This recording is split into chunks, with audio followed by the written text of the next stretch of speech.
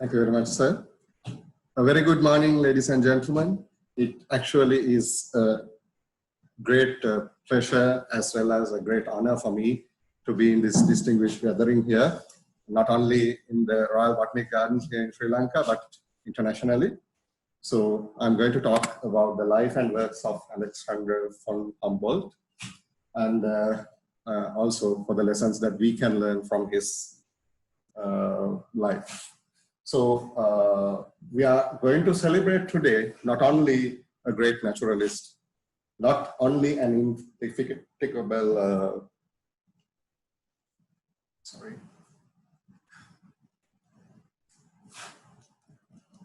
we are going to celebrate today not only the great naturalist, not only the great explorer, the eminent geologist and the enthusiastic botanist, but also the founder of biogeography, the field that most of us are currently working on, especially the plant biogeographic mapping.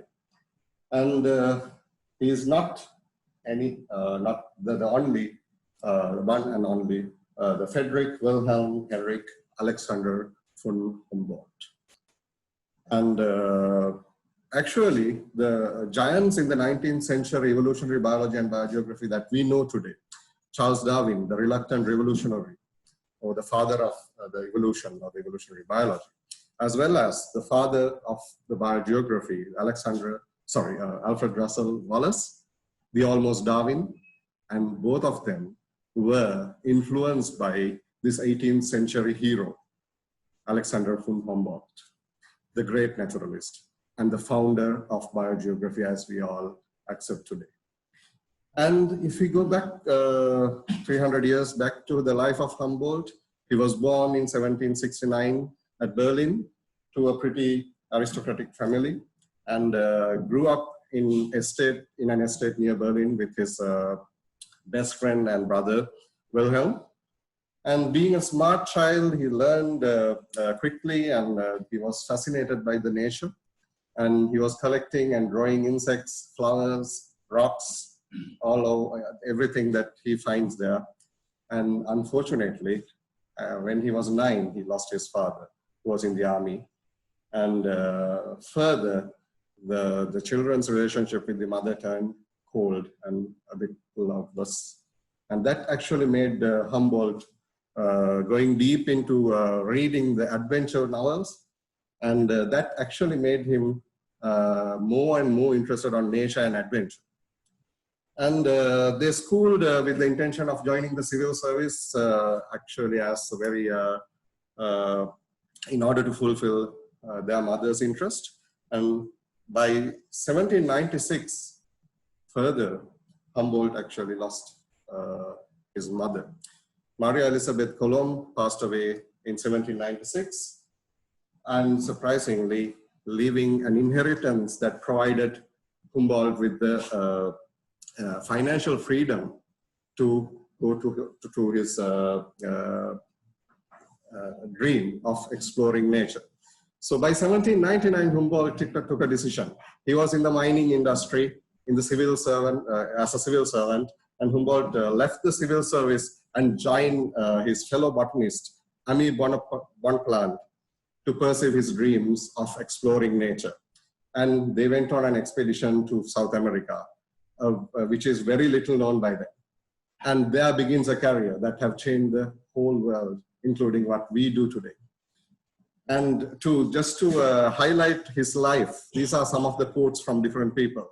The most amazing scientist to ever leave the planet, the most exciting person, as Andrea Wolf says, and the greatest scientist traveler, and the greatest scientific generalist. That is another very important point that he wanted to maintain. He was a generalist than being a specialist on one field. And he was called the Shakespeare of sciences. And he was the true discoverer of South America. And there are more species and places named after Humboldt than any other human being in the world. But however, whose name has unfortunately been lost in the history. And perhaps he today is the most important forgotten man of science in today's world. And this is just to show you some of the places that are named after him you can see most in Americas, and especially in South America, the current that touches Peru's western coastline is called Humboldt Current. And there are mountains in Nevada, in Arizona, as well as in New Zealand, which are, and many other places which are named after Humboldt. And species that are named after Humboldt. We have the Humboldt Current is bringing this Fisher's voracious predator, Humboldt's squid, in the Peruvian coastlines. And we have Humboldt's penguin in the Chilean coastlines. And we have in California, we have Humboldt's lily, as well as in Sri Lanka, being endemic to Sri Lanka, we have Humboldtia lorifolia, which is what we are celebrating today in honor of him. And if we go to his works, as I said, he actually started his career as a geologist, but he became an amazing traveler and an explorer. And he left the privileged luxury life that he was living and went on a voyage, and which with his buddy Ami Bonpland, and that actually changed not only his life, that have changed the whole future of biogeography that we are living today, and made him a legendary and legend in our hearts. And Humboldt's expedition to South America has so many things to talk about. And I'm actually challenged here to limit my talk to 30 minutes, and it's very difficult. Anyone who read Humboldt knows it's an impractical task to summarize his life into 30 minutes. But anyway, these are some things that I cannot escape. So anyhow, South America, the tropics got him completely overwhelmed with sights, sounds, and colors. And also by the people, languages, and the customs. That's the other important side of Humboldt. He was not only a geologist and a botanist and a biogeographer, he was a humanist. And he walked through the jungles of Venezuela, he climbed the mountains of Peru, he walked the breadth of Mexico and Cuba, he traversed the Ontario River of Venezuela and so, and they made extensive collections of plants, animals, rocks, minerals, etc. And it's surprising to see these two gentlemen have made 16,000 plant specimens during the first 3 months of their 5-year voyage to South America. And finally, they have climbed Mountain Chimborazo in Ecuador. And the Chimborazo is actually thought to be the tallest mountain during those days. And he not only climbed it, not only hiked it, he measured the air pressure, magnetic field, and the temperature along the elevation of gradient and made a fantastic record. And these are some of the maps explaining his trips to South America and also along the Ontario River, as well as at the foothills of the Chimborazo volcano, the mountain. And he also made detailed drawings of the Inca ruins, so he is an archaeologist as well, and made so many new discoveries, such as the quinine extraction, not the extraction itself, but the cinchona bark, cinchona tree, that the bark gave quinine later, and the poison arrows being made from curare trees. And then the electric eel was discovered during these trips, which is here. And he discovers the ocean current that limits the Peruvian coastline, making dry, right? And altogether, he travels for 24,000 miles, imagine, during 1800s. And Humboldt in 1807 did this fascinating work, which in German it's called Naturgemalde. The Naturgemalde that Humboldt made is so detailed that, I mean, you can see there are small dots all over this chart, which is illustrated, which is fascinatingly drawn. And all these notes are very important biophysical notes on the mountain ecophysiology. And these small letters here, all are different plant species that are found along the breadth and the elevation of the mountain. These are magnificent, fantastic work that we cannot even imagine today. And continuing, after this 5-year voyage, he came back and settled in Paris, in the center of scientific inquiry, very comfortably because of his experience and the knowledge he has gained through these expeditions. But he didn't stop. He couldn't sit for long in Paris. He went on another journey through Europe in 1829, covering large parts of Russia. And it is unbelievable that he has done this journey in 6 months across Europe on number of hundreds of horsebacks in 6 months' time when he was in his 60s. This is the energy that Humboldt had. And he saw the same pattern of vegetation bands along the elevation gradients in Alps of Switzerland, Pyrenees and Tenerife of Spain, and he was developing these global biogeographic elevational gradients. And he traversed 9,000 miles in this expedition and returned with loads of ideas and loads of data to be presented to the global biogeography. And this is just to show you Humboldt's path in the European expedition. And finally, these are some of his field notes that have later made into fantastic sketches in his books. And this is Humboldt in 1817 on the distribution of plants, where he has summarized some of his findings. And unfortunately, Humboldt also wanted to set himself on another major journey, which actually never came through. He wanted to travel to India. He wanted to do an expedition to cover Himalayas and to complete the Natura Grimaldi that he was developing. But he was repeatedly refused permission to enter India by the British East India Company. And later, it is known to be an unworthy political jealousy that have made him stop climbing Himalayas, unfortunately. But he never gave up. He had learned languages. He took language lessons on Persian and Arabic and made many plans over a number of years to make it a reality. Unfortunately, he said once, "Nothing in my life has filled me with more intense regret, because failure to climb Himalaya remained his greatest disappointment." However, later, his students, Ernst Haeckel, we know, have done a lot of work in Sri Lanka as well as in India, actually, who sailed 70 years after Humboldt and even 30 years after Darwin, has fulfilled what Humboldt would have done in India and Sri Lanka. And still continuing the works that Humboldt did, he invented the maps of isotherms of the Earth. He mapped the isotherms, linking types of life with the temperature isotherms of the whole world. And he became a pioneer in visual representation of biology and ecology, doing first ever detailed maps and established the link between the species and their habitats. That's one of the most important things that was lacking in the biologists during those days. They just described animals or plants, but Humboldt looked at the ecology. And the first biologist to do so. He appreciated the role that the environment is playing in the diversity of life. And that's why we call him the founder of biogeography. And also he developed the theory of unity of nature. And he was not a person who's running behind theory development and law development.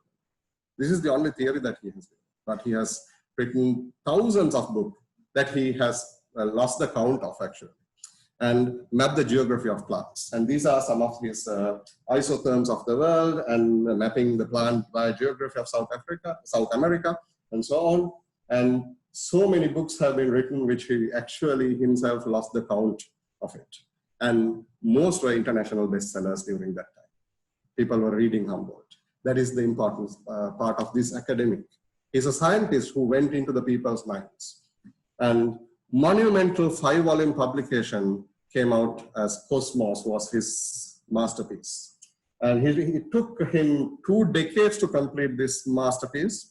And all the knowledge he has gained on the natural world through his extensive explorations was sorted into a very organized work of science that he called the universe. And also, passionately, he put together this for the general public to read, not only for the academia to refer. And this is also found as a fascinating work of science with empirical data. So the science is always there, but nicely lingering with imagination, poetry, and landscape paintings by Humboldt himself and with his colleagues as well. It really is one of its kind work. And these are some of those paintings and the cosmos in English as well as in German. And unfortunately, we cannot read most of his handwriting, only he did it. He is, however, known to be a person who had terrible handwriting, but he could read them and he could translate it into science that is acceptable by the general public. That's the importance of it. And he's a really nice sketcher and a painter. And these are some of his disciplines that he have influenced. I'm not going to read through, but you can see he is a generalist in all means. And everything seems to find its way to Humboldt's notes somehow. And therefore, he's a genius polymath who have roamed across disciplines. And that's the best lesson that we have to take today. Today, we are trying to stick into our own comfortable zones and not go outside. And others try to be so territorial in their limits. Humboldt give us the lesson, no, be interdisciplinary. That's the most important thing in science. And he is actually a mentor to a multitude of great scientists. I'm just talking about two of them here. One, of course, is the great revolutionary, Charles Darwin. Darwin once have said that he would not have boarded Beagle and therefore not conceived the origin of species if not for Humboldt. He read extensively. And also he was having Humboldt's books on the Beagle. And Darwin, while on his Beagle, has wrote that I'm at present fit only to read Humboldt. He like another sun illuminates everything I behold. So these are so interesting phrases that comes from the history of science that we today live on. And Ernst Haeckel, as I told you, is a student of Humboldt who visited our part of the world and did the work in place of Humboldt.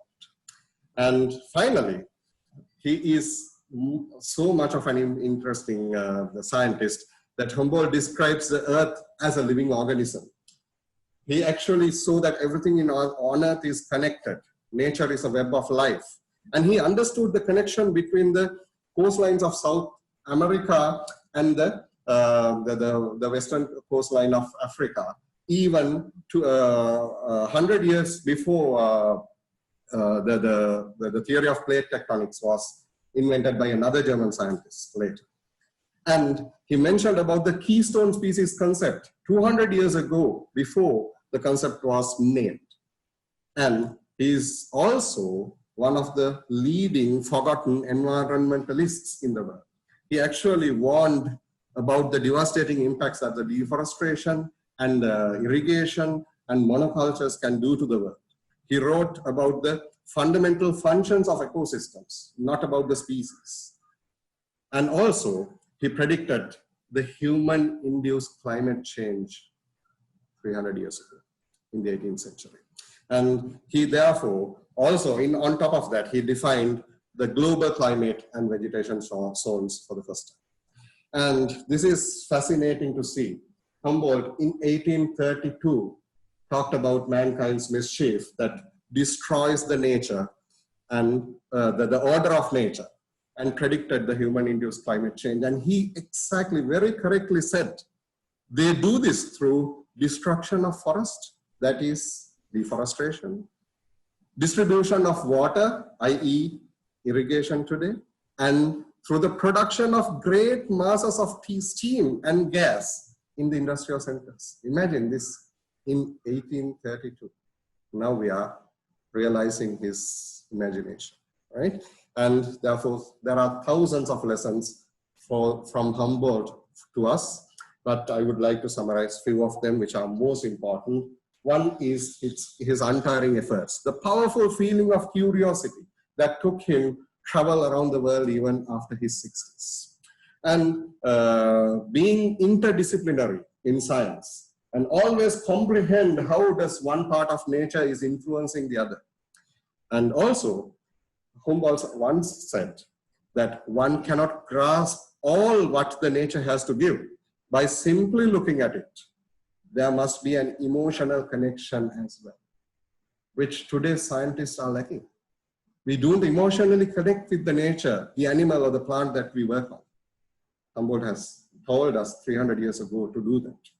And also, when he was publishing, he always thought about the fascination, making the general public passionate about the nature. It's not only the journal, high-rated journal, scientific journal articles that he wrote. And Humboldt also said, science and art should be brought together. And maybe it's something that we have not given enough thought. So these are some of the interesting things to take home from Humboldt. And thinking beyond Humboldt, he actually died in 1859, just a few months before his 90th birthday, and also a few months before Darwin published his Origins of Species. It was so unfortunate. And at the time, he was writing the last volume of Cosmos, but it was later published. And after his death, the centennial anniversary of his birth was celebrated worldwide, especially in America and Europe, in grand style. But yet today, he's almost forgotten. But recently, it's amazing to see that the scientists have found vegetation bands that Humboldt defined in his Natura Gemelli of Chimborazo to have moved 500 meters upwards due to the human-induced climate change. The meticulous measures and the documentation that Humboldt had 210 years ago have actually provided us an opportunity to prove that the biotic elevation bands are moving along the elevation gradients. And I believe this is enough to talk about Humboldt for now. And let's take the baton from him and make the future. It's to us, it's for us. I believe we are still not too late to look back at what else Humboldt has said. These are only some of them that I talked about. And he was a conservationist by every means. And that's what we need for the world today. And many thanks for your patience listening to this long talk, but I'm sure that must have inspired at least few of us, including myself, again and again. And these are some of the sources that I wrote this, I made this presentation through, especially Andrea Wolf's book on the invention of nature, Alexander von Humboldt's New World. Is a massive, it's a very nice book to read and to live with, to dream with. And I would like to say thank you for this distinguished gathering here and the international listeners, as well as Professor Gunathilaka for inviting me to do this presentation, as well as the Ecological Society of Sri Lanka for giving me the opportunity. Thank you so much.